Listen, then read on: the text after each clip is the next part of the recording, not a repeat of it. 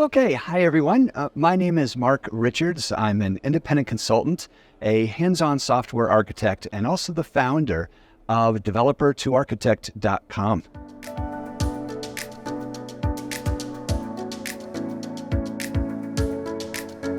My thoughts on this year's summit is it just keeps getting better. I love the current theme of this one, which is to leverage modern practices in software architecture to become more effective, more efficient, but most importantly, to really enjoy what we do. And I love that theme. This is a chance to bring architects and developers together to be able to talk about software architecture.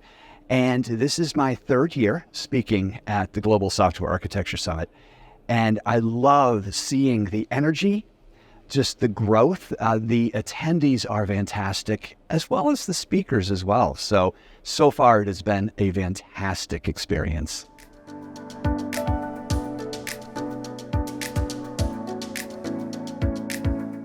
So this year, some of the current essential practices in software architecture include a lot of different dimensions. The first is really those measurements and fitness functions.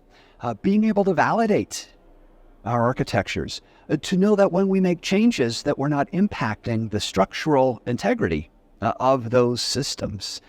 Also, the use of architecture decision records, ADRs, which has come up quite a bit in this year's conference. This is an essential practice, not only for communication, but also forms of collaboration and great forms of very brief documentation.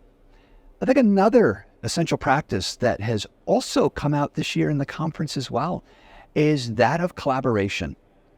Avoiding that ivory architect anti-pattern and really learn as an architect how to collaborate more with developers and also business stakeholders. These are a few of the handful of some essential practices in software architecture this year.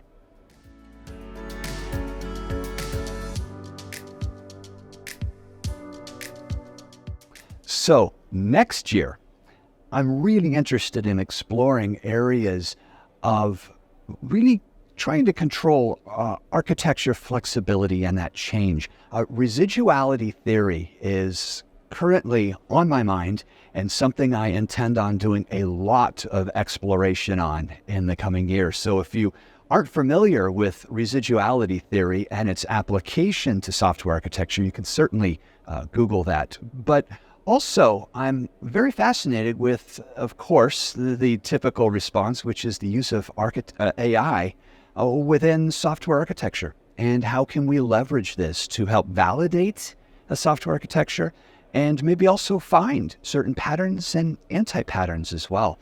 These are just a few of the things that I'm really anxious to embark on next year in software architecture.